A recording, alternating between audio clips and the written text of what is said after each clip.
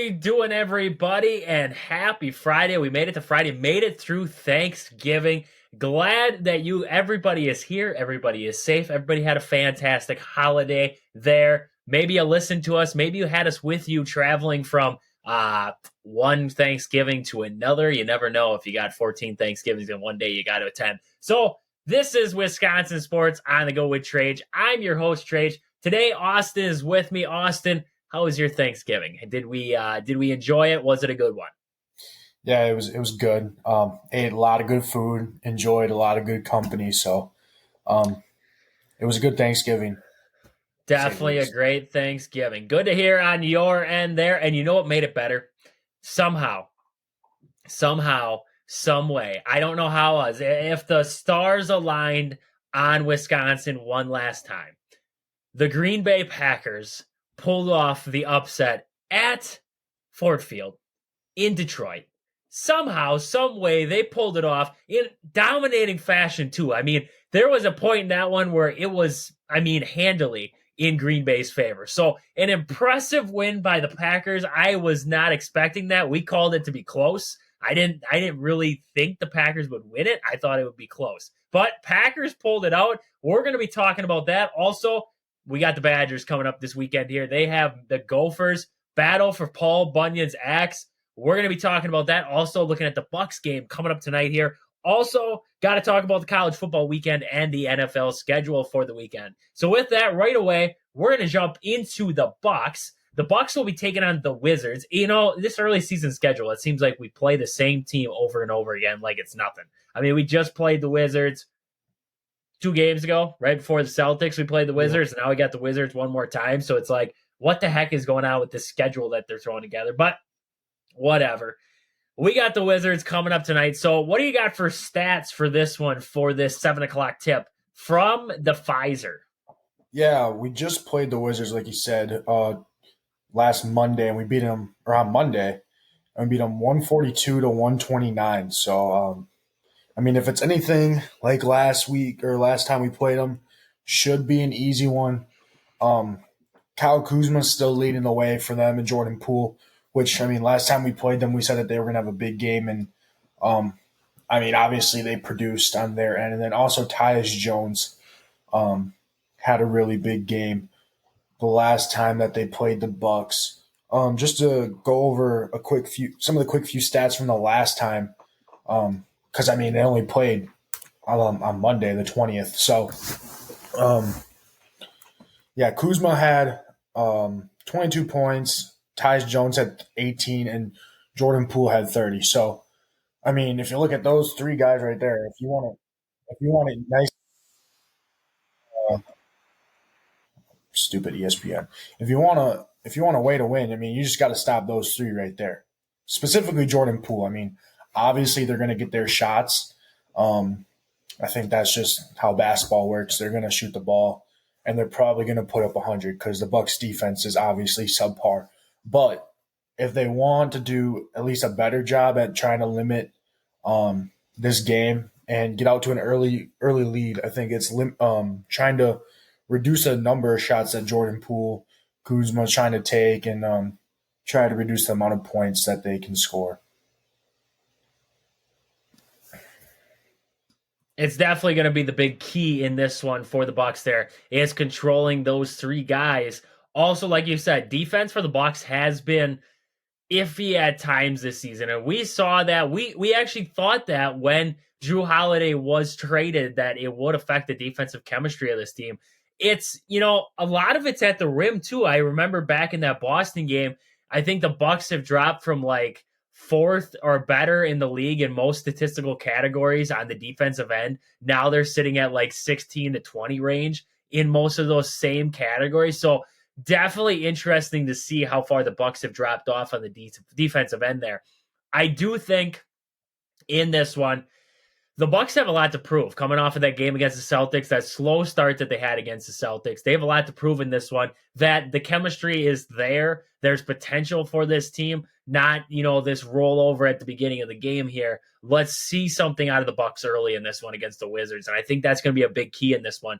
It's like, what we talk about with the Badgers basketball when they play some not so good teams. It's one of those games where you want to see some improvement out of the guys. You want to see them start to build something going forward towards some of these better matchups here. We thought we had that when we played the Wizards leading up into the Celtics. Didn't end up being that way. So how do the Bucks bounce back here after a loss there to the Celtics, where in all reality, you weren't really in it for the first 2 quarters of that ball game there. The Celtics commanded that game basically start to finish. So that's kind of where I'm at with this one. Just want to see some improvement out of this Bucks team and see a little improvement out of Adrian Griffin there in the coaching aspect of this one. It's going to definitely be an interesting matchup. I do think the Bucks pull it off again. I don't think the Wizards have the firepower to keep up with the Bucks, but at the same time, I want to see the Bucks win this game handily and see the defense kind of make some plays here. Looking at, you said it there, the Bucks allowed 129 last time out there to the Wizards. This isn't that great of a Wizards team, and yet 129 points against this Bucks defense, 119 against the Celtics put up against them, 125 before that by Dallas. So, I mean, all good offenses there in like the Celtics and the Mavs, but at the same time, you can't always expect your offense to be able to put up 132, 145. I mean, that's a lot of points right there coming out of your offense. So the defense has got to be able to find a groove there at some point for this Bucks team. How do they find that, and what is it going to take to get that defense out of them? I don't know if it's a different rotation or what's going to be the leading factor in that, but I do think the Bucks need to figure something out on the defensive end. So with that, 7 o'clock start tonight from the Pfizer. I don't think it's on ESPN or any big network, so I believe it'll probably be on Bally. So that's my assumption, is it'll be on Bally tonight for that Bucks game. So it should be a good one. It's the NBA in-season tournament play, group play yet. Bucks are undefeated. Would be nice to see the Bucks get in, and they can. I think you get into the sudden death round or whatever the heck they call it. Go to Las Vegas, I'm pretty sure.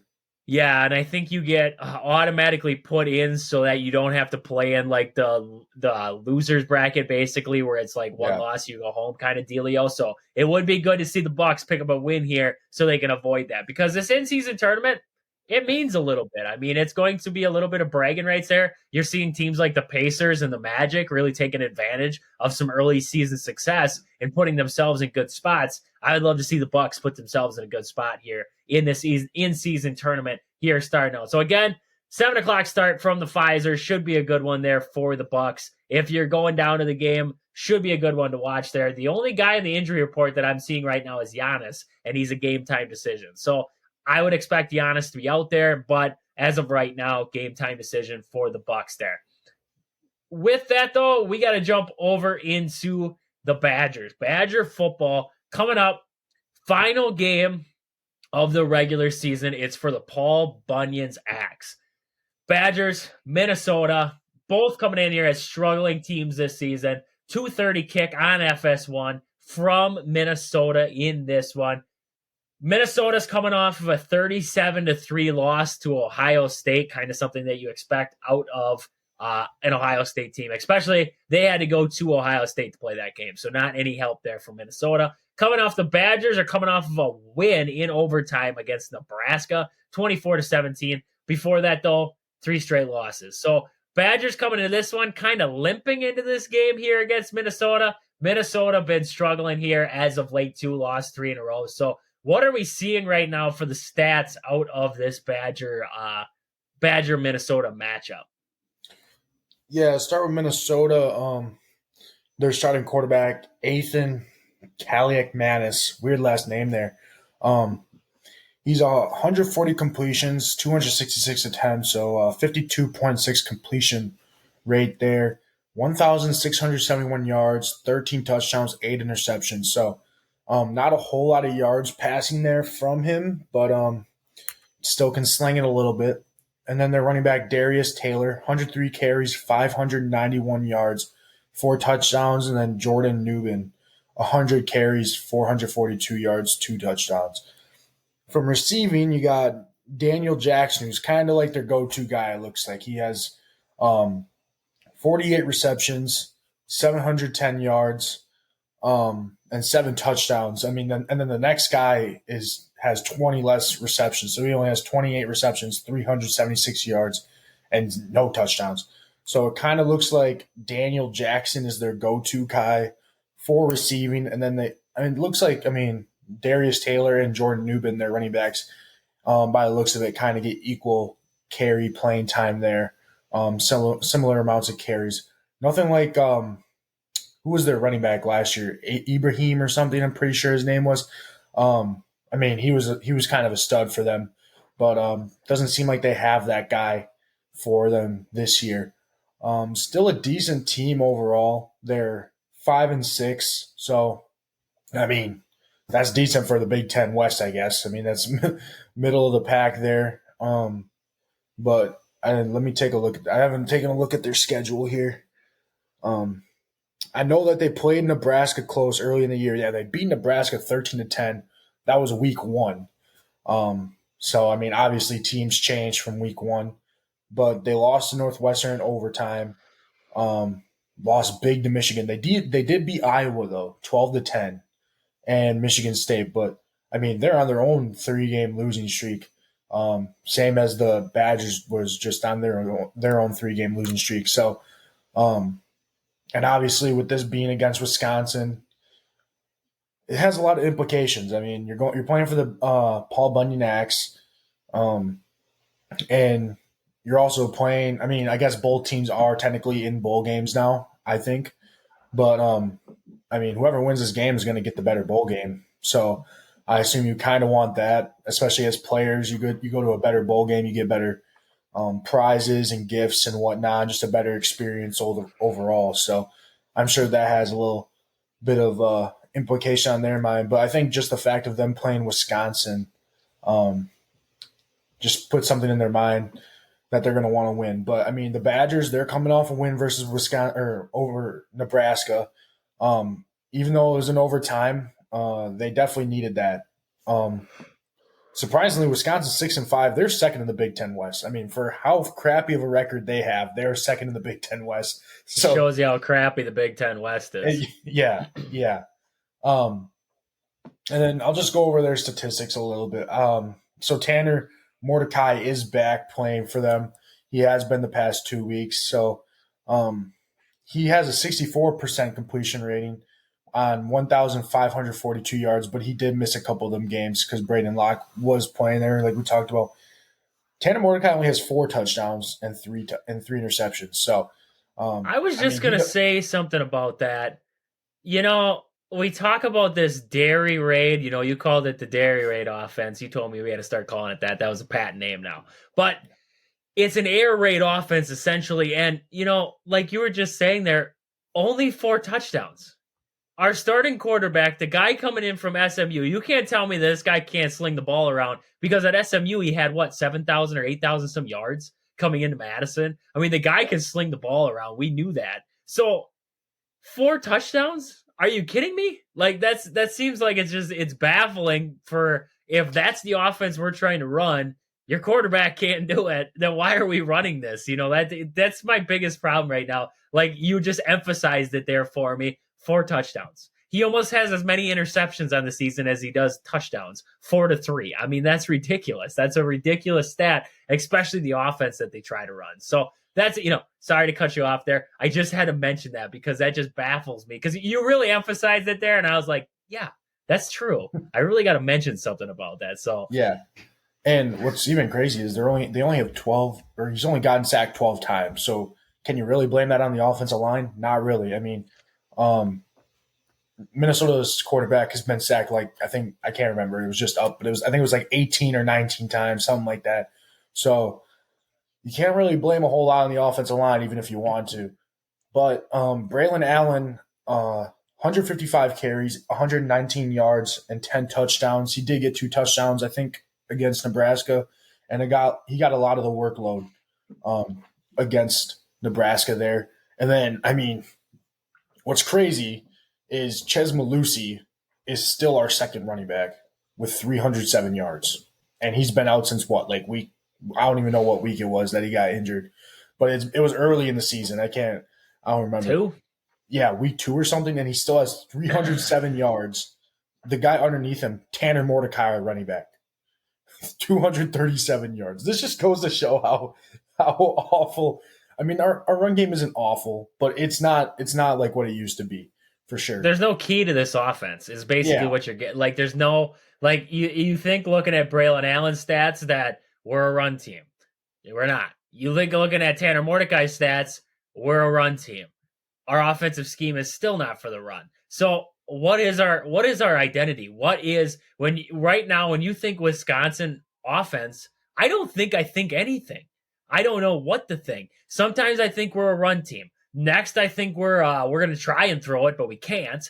And so it just baffles me. What is Wisconsin's identity? And that's my problem is what is this coaching staff doing to find our identity right now? You want to lose players?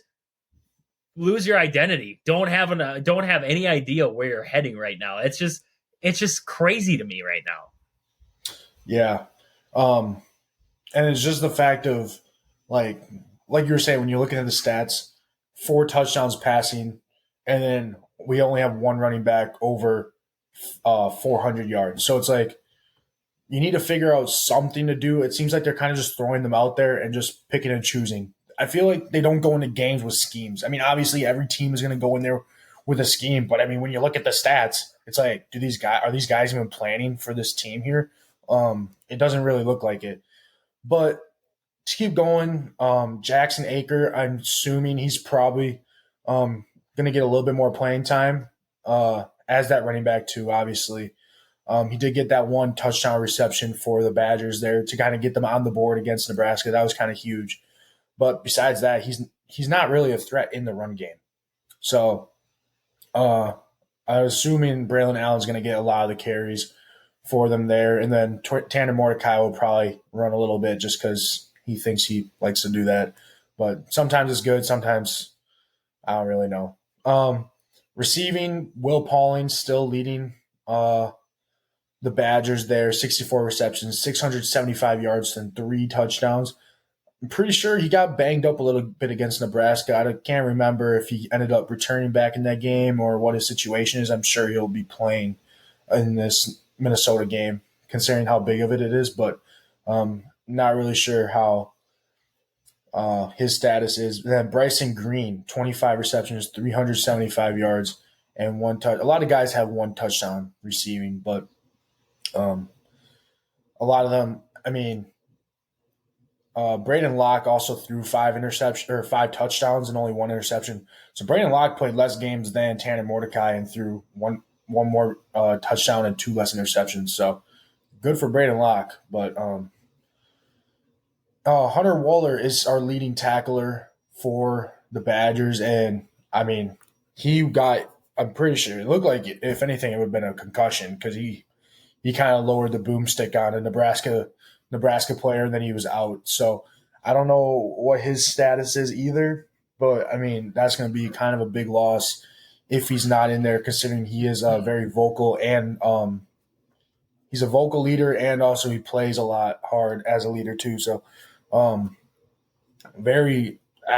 it's hard to replace a guy like that, especially in our secondary. It'll be interesting to see how the Badgers kind of replace him if he's not playing. I don't really know what his status is, but I also don't think that he would want to also not want to play this game. I feel like he'd want to be in there playing if he can, if he's able to. So in the end, I mean, I think it's going to be a close game. I feel like it's two very similar teams, kind of like the Nebraska-Wisconsin game was. But with this Wisconsin team, I don't know going in from week to week what Wisconsin team we're going to get. Are we going to get the team where their defense gives up 14 points in the first quarter and then they just shut them out right away? Are we going to get a defense that plays good the whole game? Or are we going to get a defense that gives up a lot of points the whole entire game, like against Northwestern? Or are we going to get an offense that is able to score the ball? Seems like we struggle sometimes to just even do that. So it'll be very interesting to see how they play. A lot on the line. But I just kind of want to hear what you have to say about this game. It's definitely, the big matchup's going to be what can Wisconsin's run game do against this Minnesota defense. Looking at the Badgers, they're averaging about 4.52 yards per carry. actually their lowest rate since 2016, excluding what happened in 2020, because that was your pandemic shortened season right there. But, I mean, 4.52 yards per carry right now. Looking at this Gophers defense, gave up 353 yards against Purdue and also gave up 215 yards to Ohio State consecutive games there. So Wisconsin's run game is definitely going to be the biggest factor. Also, looking at ESPN, the player to watch for Wisconsin in this one, if you had to take a guess, if you're not looking at it right now, if you had to take a guess, who would you guess? I'll give you two guesses. Who would you guess is Wisconsin's player to watch in this one, according to ESPN? Player to watch for the Badgers. I don't know, probably Braylon Allen. I'm guessing it's not, though, considering that'd be too easy, huh? Yep. Probably not Tanner Mordecai. I feel like that'd be too easy, huh? Yep. Will Pauling? Nope. Jackson Aker? Nope. Nathaniel Vakos, the field goal guy. Nope, the kicker. We got the kicker. The player to watch for Wisconsin in this game. That tells you how dynamic this offense is for the Badgers. Our player to watch, according to ESPN, is our kicker, who is 14 for 16 on field goals this season, if you were wondering. He made a 52-yarder against Iowa. That was the longest field goal for the Badgers in 4 years. So if you want to see some impressive stuff, get ready on Saturday to watch our field goal guy or a kicker, because apparently he's up for some magical things. You look at Minnesota, quarterback. That's the player to watch. That's the guy you expect, a player to watch. Maybe a defensive guy. Never have I ever seen the kicker on there. So that's quite impressive to see there. The Badgers have actually won 23 of the last 28 matchups against the Gophers. So some pretty good success as of late. Like you were talking, Hunter Wohler leading all Big Ten DBs with 101 total tackles all over the field right now. And right now, Tanner Mordecai, since coming back from that broken hand, 49 for 73, 415 yards, 1 touchdown, no interceptions over the past 2 games. So getting a little bit better, but at the same time, still not seeing a lot of that air raid offense there for the Badgers. A couple of other big keys for this one. The Badgers, like you were saying, there's a lot to play for in this one. Badgers hoping to avoid a terrible bowl game, like a Wednesday at 1 o'clock bowl game, because that's just downright terrible. Looking to avoid a terrible bowl game here. A win gets them into something a little bit better. A loss here, I mean, you end up in something terrible. I mean, just the worst possible bowl out there for the terrible. The Pinstripe Bowl, baby. Pinstripe Bowl. What they play in last year? Was it last year the Guaranteed Rate Bowl? Was that the one they played in last year against Oklahoma State? It was like a 9, 10 o'clock at night kickoff. Brutal. I mean, just downright terrible. That's what they're aiming for if they lose this one. Also losing the Axe. The Badgers have not seen the Axe since 2021, so would be a big end of the season boost for the Badgers to be able to bring the Axe back home. They haven't been able to do it in a while. Just won the trophy from Nebraska, so this is another game. Winning that trophy could mean a lot for this program moving forward to be able to build something. So that is definitely 2 things for the Badgers to play there. Also, looking at this defense for Minnesota, they don't have a bad defense. They're not absolutely terrible. I mean, if we look at the stats here, Minnesota's defense right now, they're giving up about, on the season, have given up about 1,589 yards. So they're a bad rushing defense. Their pass defense, not absolutely terrible. They rank 10th in the Big Ten right now. Not the worst thing I've ever seen. But you look at the rankings for Wisconsin, they rank 8th in the Big Ten there in rushing defense, and they rank 7th in the Big Ten in passing defense right now. So altogether, not a fantastic defense from Wisconsin either. They're 8th in the league right now. Minnesota coming into this one, they're at 10th in the league. Looking over at the offensive side, Wisconsin's ranked 7th. Minnesota's sitting there at 11 right now. So not really 2 teams that are that spread apart. I mean, looking at this, looking at their record, looking at the stats, these 2 teams are comparable in many ways. Wisconsin's definitely going to have to slow down Minnesota's run game. I think you can't let them get buck wild in there. And it's going to be a big factor, like we talked about, like you were talking, Hunter Wohler, if he's available for this game, having him out there. Also having the wide receiver core healthy and ready to rock.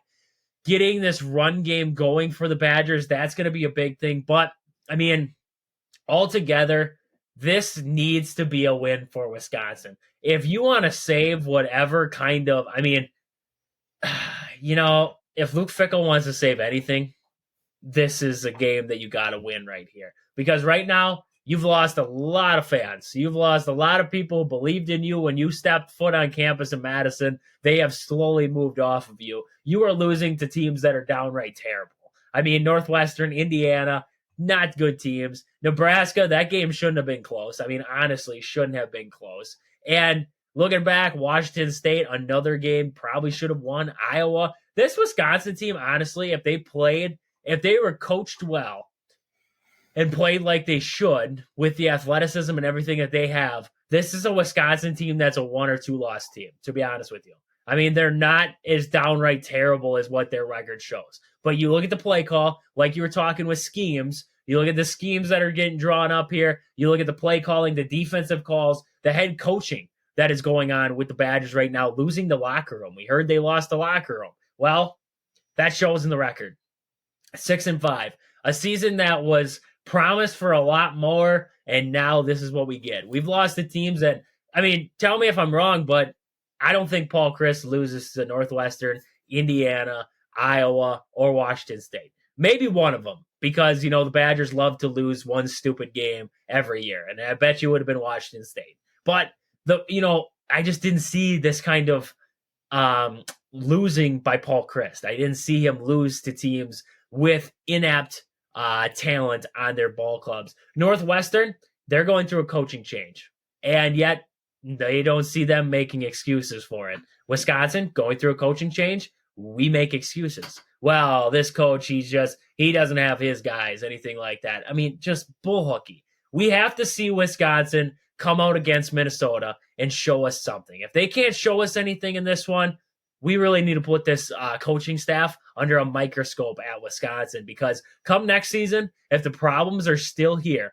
after Luke Fickell gets his year of recruiting and apparently going through the transfer portal, I'm pretty sure he had all the guys come in the transfer portal, but they're not his guys yet. So after this season, see who leaves, because I guarantee you there's a lot of people who transfer out of Wisconsin, and then see what Wisconsin has come back. If this is a problem next year, then it's something that the Badgers and, the athletic department and everything definitely need to address, because right now it's a dumpster fire. And let's see what they do against Minnesota here. I'm hoping for the best. It's going to be a close one, like you said. I think the Badgers pull it out. I really do. I got faith that they're going to pull it out. They're going to win this one against Minnesota and bring the Paul Bunyan Zags home one more time. I really do. I think they pull this one out. Yeah, as a Badger fan, I'm going to go for the Badgers. It's going to be close. Honestly, it could be a toss-up. But like you said, we haven't had the Axe in 2 years, or we didn't get it last year. Since 2021, we're kind of missing that. And I feel like it's time to get it back. So I think the Badgers will win. I don't really have a score prediction because I think it's just too close a little bit. Probably I would say either like 20, kind of like the last game, probably like 20-something into like 16 or something like that. I could see. I think it'll be close. I don't think it's going to be obviously a barn burner, but close game. Badgers win. They get the Axe back, and they're not in the Guaranteed Rate Bowl or the Pinstripe Bowl. Hey, if ESPN gets it right, it's going to be a final score of 12-3. Every point by the Badger will be scored by Nathaniel Vakos kicking it in. So that's where we're at right now. Wisconsin, Minnesota coming up tomorrow there on FS1 at 2:30. Should be a good one there to wrap up the regular season for the Badgers for this season. But with that, we're going to jump over to Austin with the fact of the day.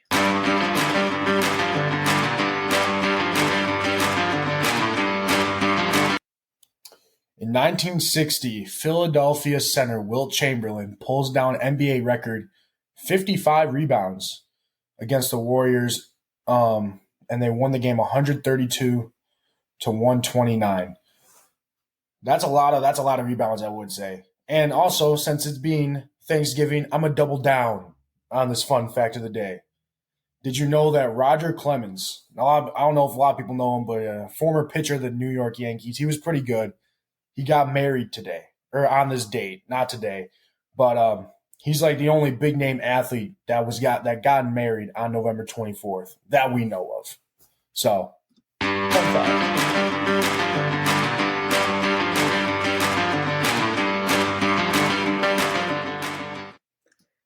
Definitely interesting fun fact for the day there. Double down. I like that. Double dipping after a Thanksgiving festival yesterday. Double dipper, with that, double dipper.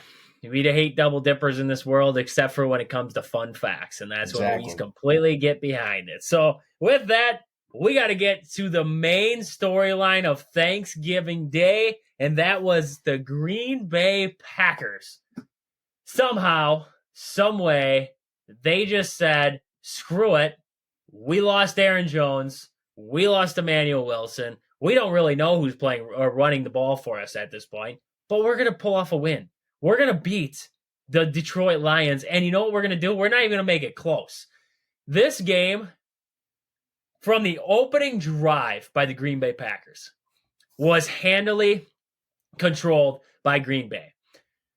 20-6 at the end of the first quarter. I think whoever talked about it in the pregame we talked about it, having to come out with a fast start. You're going to have to put some points on the board right off the bat. What did they do? First drive, first play. I said it, and I felt bad because I don't think he's completely there yet. If Jordan Love led Christian Watson on that opening play of the game against the Lions there, when he had that, I think it was 51 yards, he probably has a house call there. Kind of behind him. I understand the pocket was kind of collapsing around Jordan Love, but, I like to nitpick, so that was my nitpick there. But started out with a bang, took it down, touchdown. Packers, first, I think it was, I believe, if I'm not mistaken, first two drives of the game for the Packers were taken in for a touchdown, and then a fumble return for a touchdown by the Packers, forced another fumble on the next drive there. It was all great work by this Green Bay team. The one that I didn't understand, the Packers had it on Detroit's 23-yard line after the fumble, and then they ran it right away with Reed, I believe, and it ended up a 4th and 1, didn't get it from Detroit's 14. Not sure why they didn't kick a field goal there, why they went for it on 4th and 1 at Detroit's 14, but you went for it, you didn't get it, that's okay.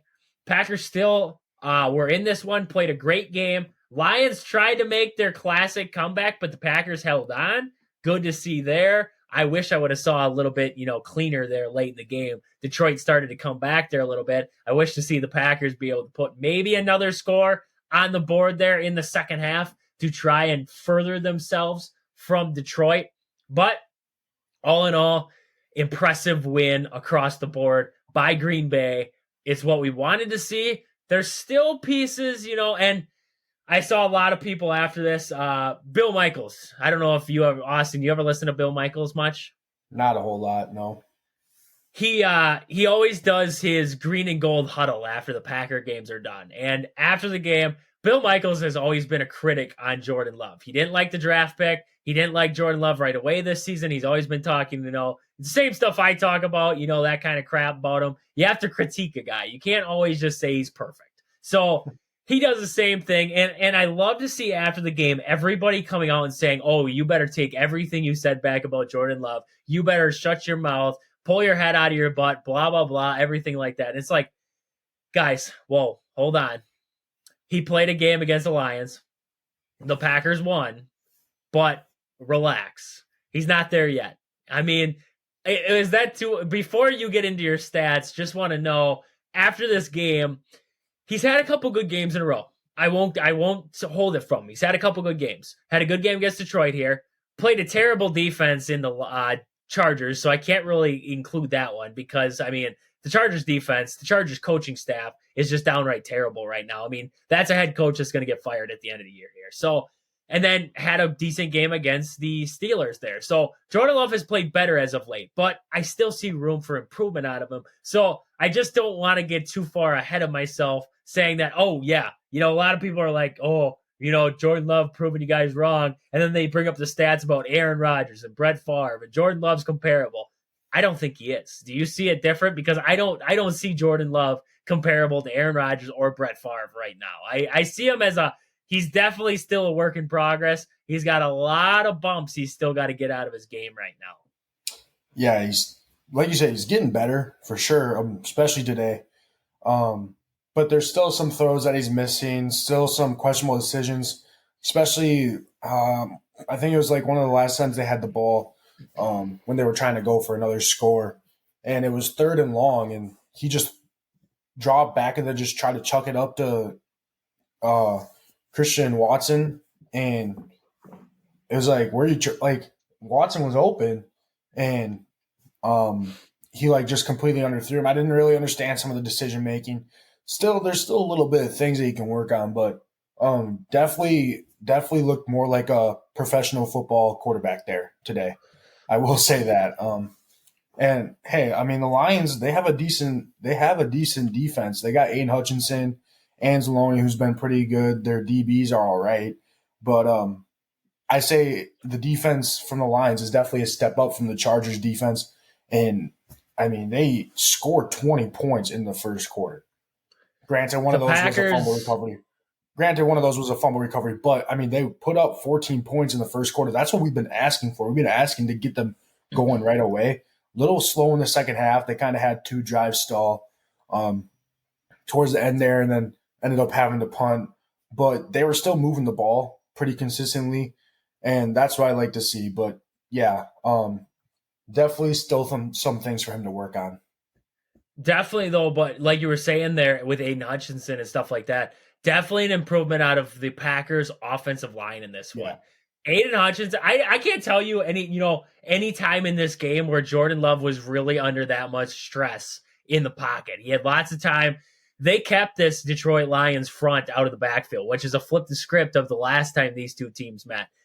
With Love, though, it's like, right now, if the Packers were in contention, which they are, I mean, they're in the hunt right now. There still is playoff aspirations for this Packers team. Somehow, some way, as crappy as they've played at times, there is still potential this team could somehow sneak into the playoffs.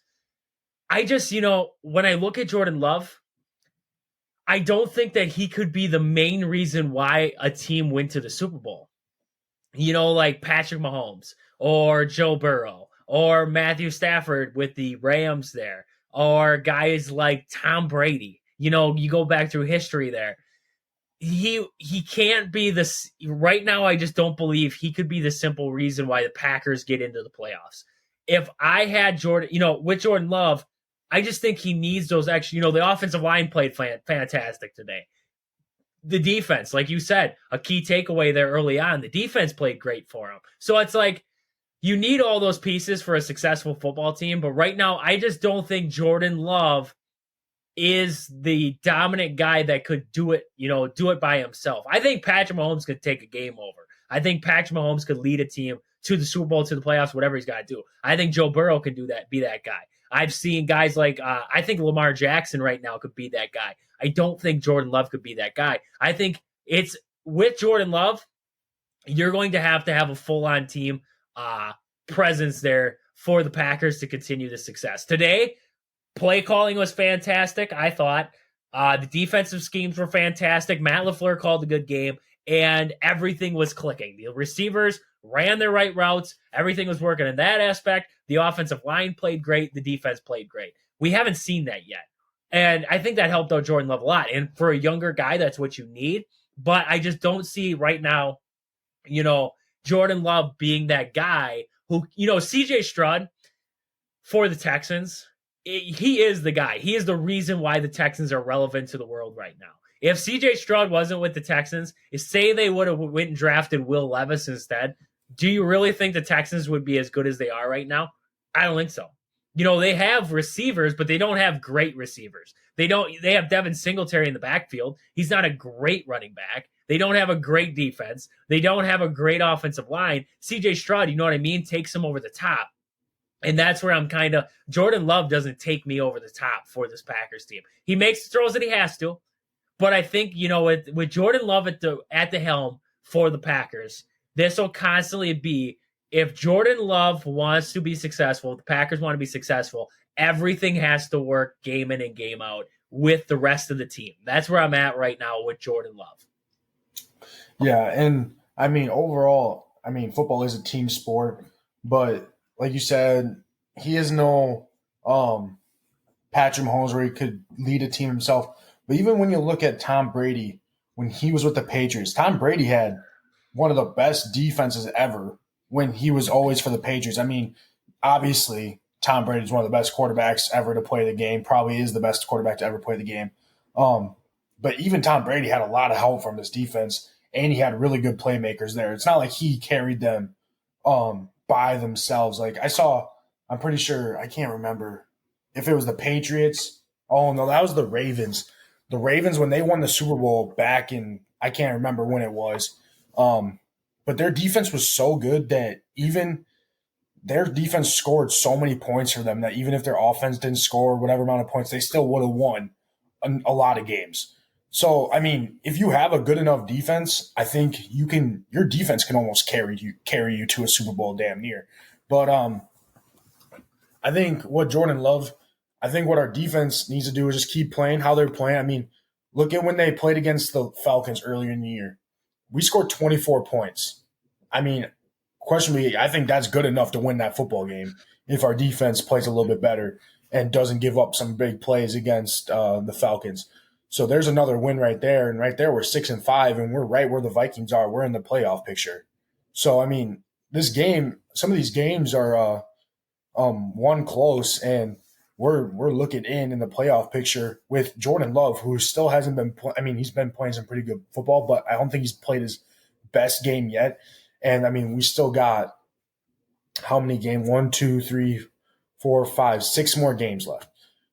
The Chiefs next week going to be tough, but after that, I mean, Giants, Buccaneers, Panthers, Vikings, Bears. Those are all. I mean, I thought low key. I'm not gonna lie. I thought we were gonna lose the Lions. I thought during practice I was gonna be hearing score updates from my buddy who had his phone. Oh, Packers down 14-0. I'm gonna be like, well, good thing I'm not watching it. But no, he was like, Packers are up 14-0. I'm like, wait a minute. All right, cool. So I think this game against the Chiefs, it'll be an actual testament to see how good Jordan Love plays under pressure. And that's on Sunday night. So that'll be fun to watch. But not to get ahead of myself, I don't think games are necessary. Like, obviously you want a quarterback that when there's 2 minutes left and he has the ball, kind of like how Aaron Rodgers was, when there's 2 minutes left, he has the ball, you want him to go down and get that touchdown, he'll do that.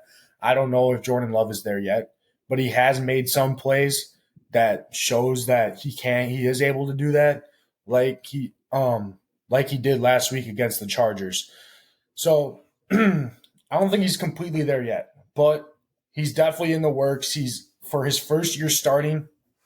I mean, it's always going to be slippery when you have so many injuries and you don't have the best playmakers that you should have. But I think this offense, after watching this game today, their offense is clicking a lot better. I mean, Christian Watson was. You want me to just go over the stats while we're at it? Yeah, 1 second though. But I just wanted to I'm not saying that football is not a team sport. I'm not saying that. I agree. I mean, you look at like you were talking there with defenses dragging quarterbacks to the Super Bowl. Peyton Manning openly says that the Broncos defense with Von Miller and all them guys drug him to the Super Bowl. And they did. I mean, you watch those games, they drug him to the Super Bowl. So I completely agree.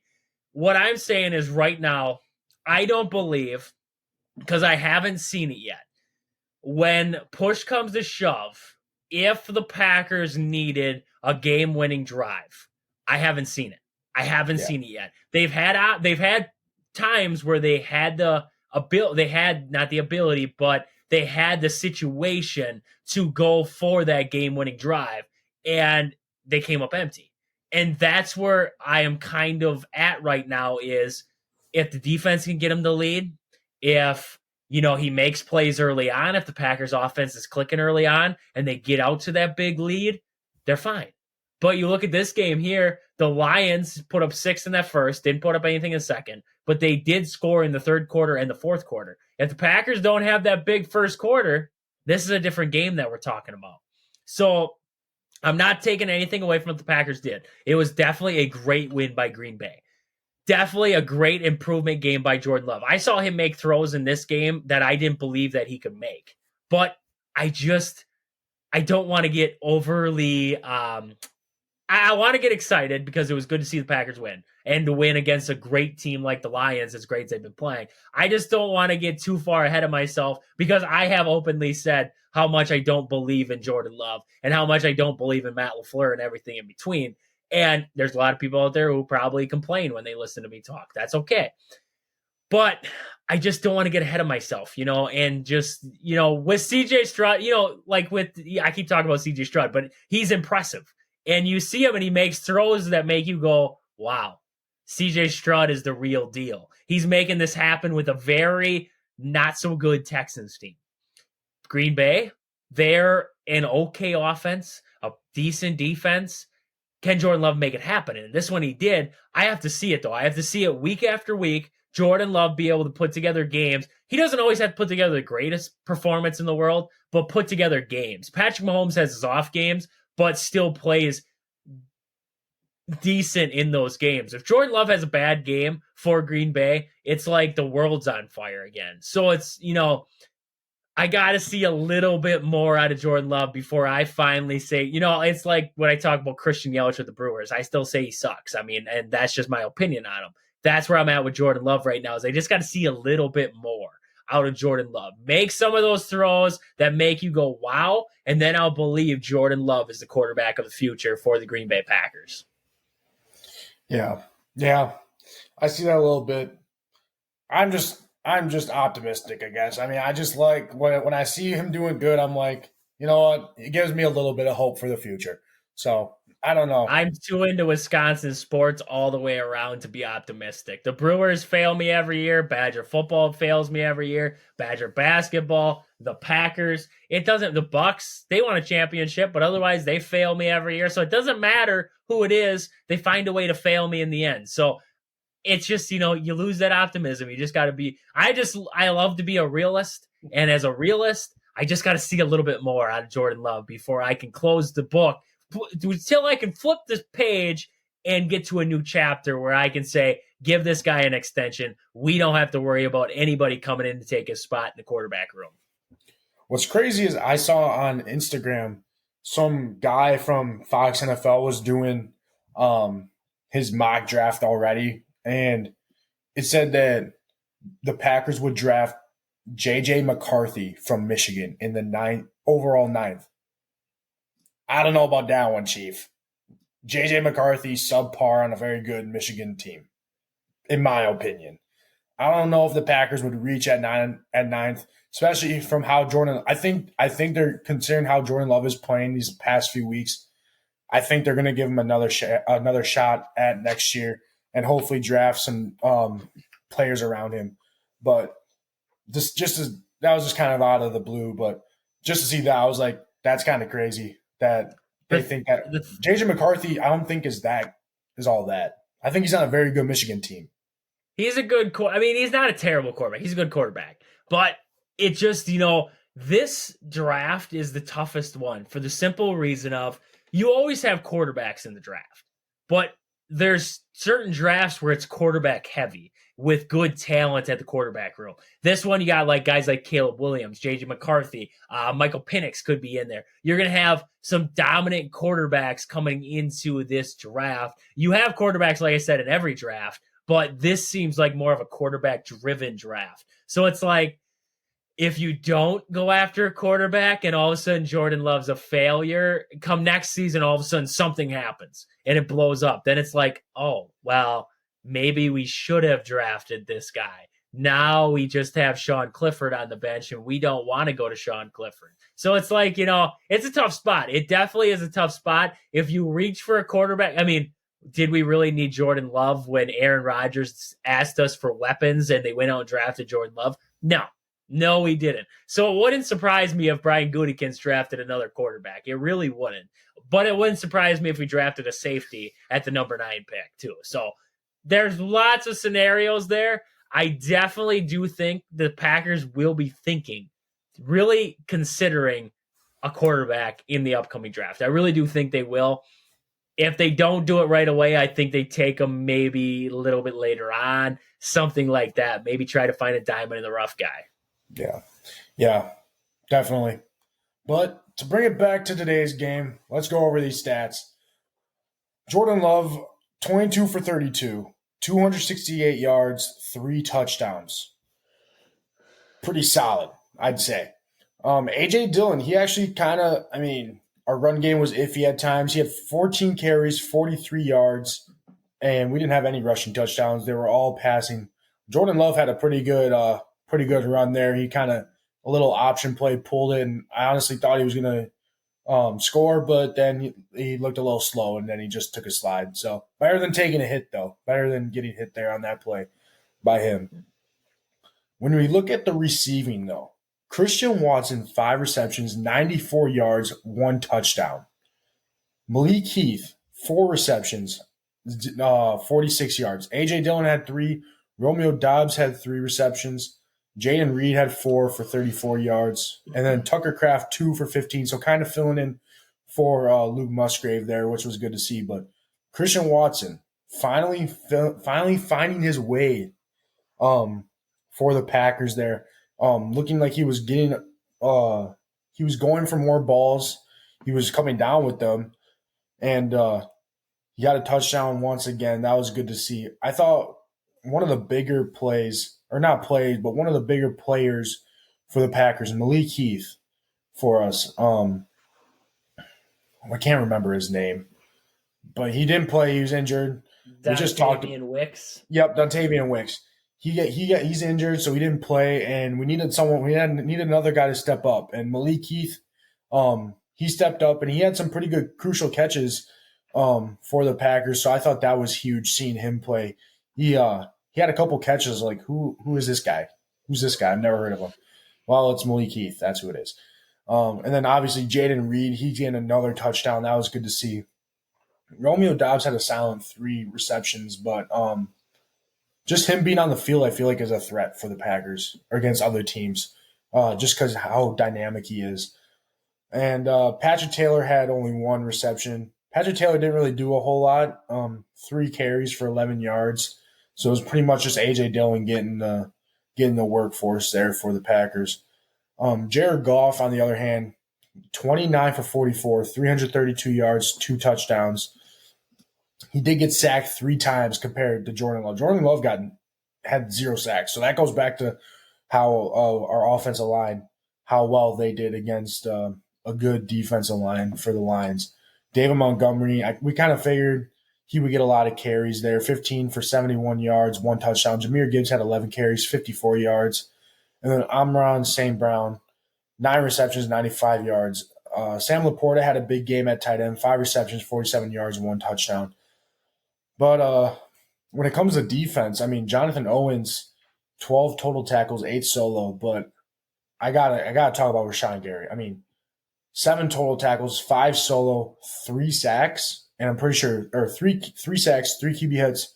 I'm pretty sure 2 fumbles, 2 forced fumbles.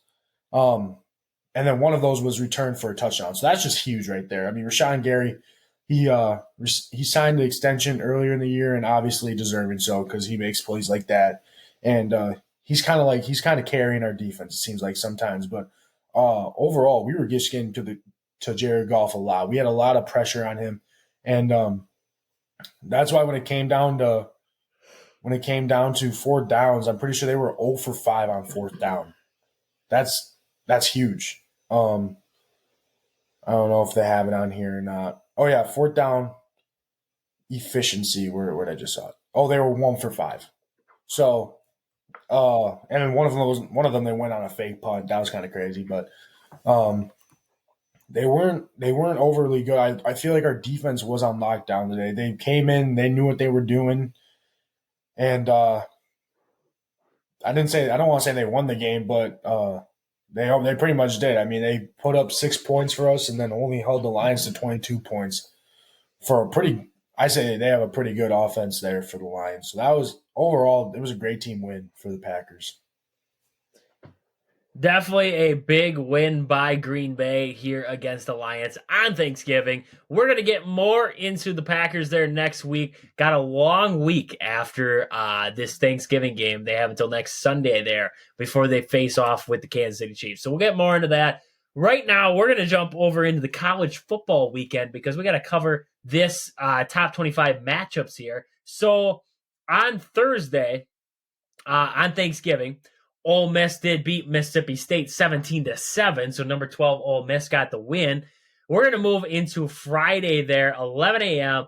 TCU taking on Oklahoma. I'm going to take Oklahoma in that ball game.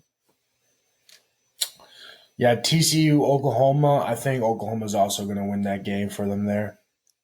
Next up, we have number 17 Iowa taking on Nebraska. I think, sadly, Iowa will win that game. Iowa's probably going to win the game, probably 10-7 there, but I think they're going to pull out the win. It wouldn't even surprise me if it was 3-0. Next up, 2:30, we have the Tulane Mean Green Wave taking on UTSA. I'm going to take Tulane to keep the winning ways alive. Give me the green wave there. Next up, 3 o'clock, we got Missouri taking on Arkansas. I'm going to take number 9 Missouri to win that game on the road. Yep. I think Missouri's playing pretty good football. I'm going to go with them. Next up, number 7, Texas, taking on Texas Tech. I do think Texas pulls that one off in Austin. Yeah, I like Texas, and they're also still playing to make the playoffs too, so big game for them. Next up, we have number 11, Penn State, taking on Michigan State. I'm going to take Penn State in that ball game. Yeah, just for the fact that Michigan State's not very good, and Penn State's ranked number 11, I'm going to go Penn State. Next up, we have a 7:30 p.m. game between Oregon State and Oregon. I do believe Bo Nix and Oregon pull that game off. I think Oregon's going to blow the sheets off of Oregon State. I don't think Oregon State is ready for what Oregon is going to bring them. Blow the sheets right off them. Yep. Next up, on Saturday, the big game of the weekend, number 2 Ohio State taking on number 3 Michigan. You get these stinking ads that pop up all the time, and it's just completely ridiculous. Next up, on Saturday, sorry about that, we have Ohio State, number 2 in the nation, taking on number 3 Michigan. That is an 11 o'clock kick from Ann Arbor.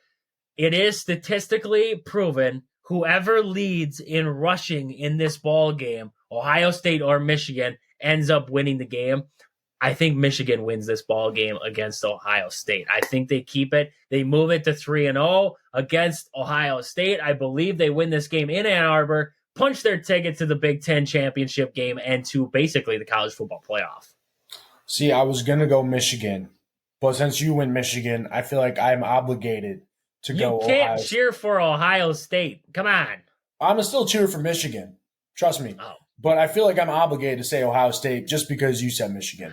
I feel like it's only against me, but you're cheering one way. I feel you. I feel you there. So Michigan, Ohio State should be. Why this game isn't at like 6:30 at night? I don't know. Yeah, why I don't it's know why on it's at a 11 primetime a.m. game, but Fox probably has their rights for the game, so it's kind of stupid there. But that's the only thing I can think because the Big Ten owns the rights to NBC for the night games. And this game should be a night game. This should be a night game. Ann Arbor, the top 2 of the top teams in the country going at it. Next up, 11 a.m., we have number 10 Louisville taking on Kentucky. I'm going to take Louisville to win that one. I like Louisville over Kentucky. Next up, we have LSU taking on Texas A&M. Number 14 LSU. I'm going to take LSU in that ball game. Yeah, LSU. They got Jaden Daniels, he's been playing really good, so I'm going to go with him. I'm going to go with LSU. Next up, 2:30 kick for Alabama and Auburn, the Iron Bowl. Coming back at you one more time. Alabama, I got in that one. Yeah, Alabama. Auburn kind of stinks, I ain't going to lie, so I'm going to go Alabama. Next up, Arizona, the surprising Wildcats sitting there at number 15 in the country, taking on Arizona State. I'm going to take Arizona to win that game. I like Arizona in this one. Arizona State hasn't been very good this year, so Arizona has some impressive wins. Also, I'm gonna go Arizona. Next up at 2:30, we got Oklahoma State taking on BYU. Number 20, Oklahoma State. I'm going to take Oklahoma State there in Stillwater. Yep, I'm with you on that one. Next up, number 21, Tennessee taking on Vanderbilt. I'm going to take Tennessee to win that game at home. Yeah, Vanderbilt also another stinker, so I'm going to go with Tennessee. Next up, 2:30 kick there for number 25, Liberty, who joined the rankings there, going up against UTEP. I'm going to take Liberty to keep the winning ways alive there. Yeah, now since JMU lost, I got another team that I have to cheer for out of the group of 5, so I'm going to go with Liberty on this one. They're still undefeated, so that's good to see. He cheers for the undefeated group of 5 teams. Once they lose, he's done with them. Just get away. Throw them out the bag. I don't care about them anymore.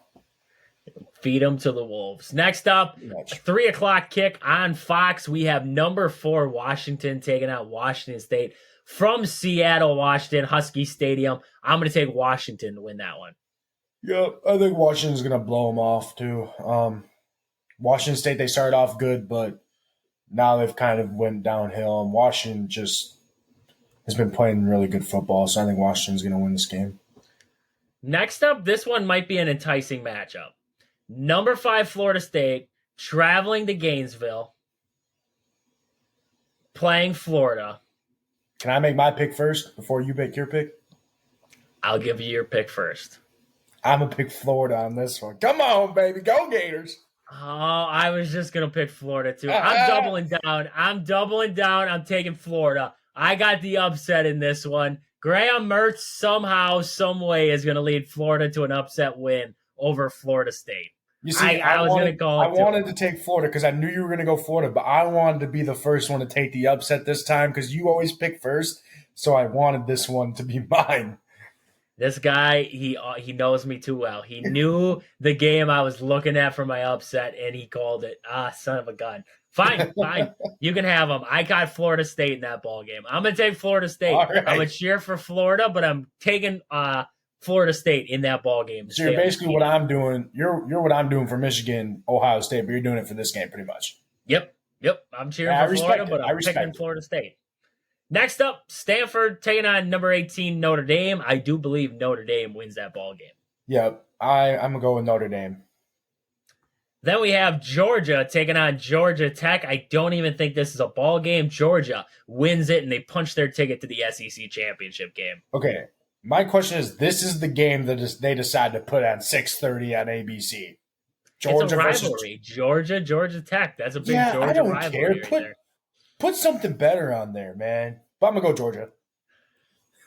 I agree with you there. Next up, we have number 24 Clemson jumping back into the rankings. Are Dabo Sweeney's Cats out there? Yes, they're at 24, taking on South Carolina. I'm going to take Clemson. I like Clemson to win this game. Yeah, Clemson's been on a winning roll here. I think they're going to win this game. Yeah. Next up, we have 7 o'clock kick for Iowa State and Kansas State. I'm going to take Kansas State to win that game at home. Yeah, I like Kansas State over Iowa State. They just beat Kansas, so that was a good win for Kansas State, and I think they're going to continue that against Iowa State. Next up, North Carolina taking on NC State, the nightcap, 7 o'clock kick there for North Carolina. I'm going to take NC State, the Wolfpack, to pull off the win on the road there. I'm gonna go North Carolina on this one. I'm gonna pull the upset. I think it'll be a good game. There we go. That's your college football weekend right there. We'll jump over to the NFL. We have a game today at 2 o'clock. The Dolphins will be taking on the Jets. I don't know why it's at 2 o'clock. It seems like a weird time on a Friday to have a football game. But Dolphins, Jets, I'm going to take the Dolphins to win that game. Yeah, I like the Dolphins. The Jets offense, they have a bunch of stinkers there, so I got to go Dolphins. Stinkers is the word of the day. We had a fact of the day. Word of the day, stinkers. Stinkers. Next up on Sunday, we move to Sunday now. We have a 12 o'clock kicks. The Saints taking on the Falcons. I'm going to take the Falcons to win that game at home. I like the Saints. They got David Carr. I think Michael Thomas is out for the rest of the year. Probably, I won't be surprised. Probably with some stupid ankle injury, but I still like the Probably a Saints. toe, probably So a toe injury for Michael Thomas. turf toe gets the best Turf of us. toe again, yeah. Athlete's foot, son of a gun. Athlete's foot. It sucks. Put some cream on it and get back out there. Next Yep. up, we have the Steelers taking on the Bengals. No Joe Burrow. Kenny Pickett's still terrible. This could be a good matchup. I'm going to take the Cincinnati Bengals to win this game at home. I'm gonna take the Steelers just because they don't have Matt Cannon anymore. So Kenny Pickle is gonna start playing some good football. I don't foresee it, but I'm with you there. Kenny Pickett, we're calling it to win against the Bengals. Next up, we have another battle of some rookie quarterbacks. Bryce Young and the Panthers taking out Will Levis and the Titans from Nashville. I'm going to take the Titans to win that game.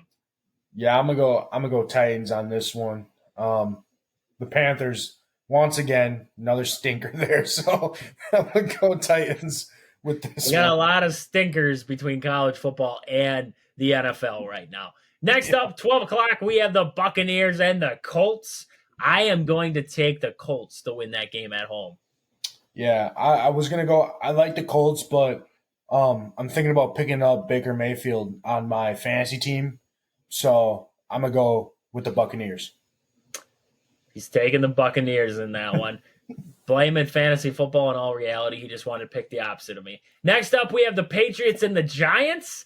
I'm going to take the Patriots. The Giants, they won last week, but I still believe deep down they are a terrible football team. So I'm going with the Patriots to somehow win this one. Yeah, I'd be a liar if I said I think the Giants are gonna win this game, so I'm gonna go Patriots. Next up, we have an enticing matchup. AFC South battle between the Jaguars and the Texans. This is from NRG Stadium. I'm going to take CJ Stroud and the Texans pulling off the upset win over the Jaguars and tying them for first place in the AFC South. Interesting. I can't remember the last time I said, or I would think that the Texans would be in the battle for the first place in the AFC South. It's been a minute, but I'm gonna go Jaguars on this one here. He's taking the Jags, Trevor Lawrence and the boys. Next up, 3:05 game here. We're going to have the Browns and Broncos. I like the Browns defense. I think Myles Garrett, if there was a possibility for a defensive player to win the MVP of the entire league, I would take Myles Garrett. So I'm going to take the Browns defense, not their offense. Don't get me wrong, their offense stinks. They are stinkers on the offensive side. I am taking the Browns defense to win this game against the Broncos. Yeah, I'm gonna go Browns over Broncos also on this one. Next up, 3:05 Rams taking on the Cardinals. I'm going to take the Rams to pull that one off. I like what the Cardinals have been doing as of late with Kyler Murray back, but I just think the Rams will pull this one out. Yeah, and also Rams, they have Matthew Stafford back also, so I think they'll be able to pull this one out over the Arizona Cardinals. 3:25 games coming up, Chiefs and Raiders. I think the Chiefs are really, this is a trap game for the Chiefs. They just watched the Packers beat the Lions. They're worried now. They're like, oh boy, we don't want to face them guys from Green Bay now. So they're worried. Heading into this game against the Raiders, I don't think they're worried at all. I haven't seen a worried look in Patrick Mahomes' eyes yet. But I'm going to take the Chiefs to pull this one off against the Raiders. Yep, I think the Chiefs are going to win this one here. And hopefully we get some good camera time with T Swift. Dang right. Next up, we have the Bills and the Eagles. I think this game is going to be better than what the records look like. I think the Bills will hang around. I do think the Eagles win. It's at home for the Eagles. I think it's going to be a close one, though, but the Eagles pull it out in the end. Yeah, especially with Eagles just beating the Chiefs there in a close game. I think they'll be able to beat the Bills on this one.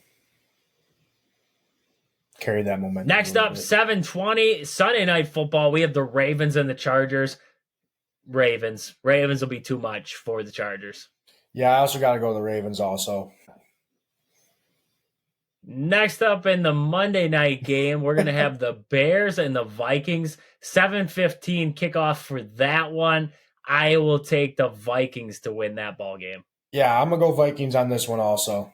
I like what Josh Dobbs is doing over there. So I like how the Vikings, I mean, they've been in some – he had a tough game last week, but I think they'll be able to pull this one off this week.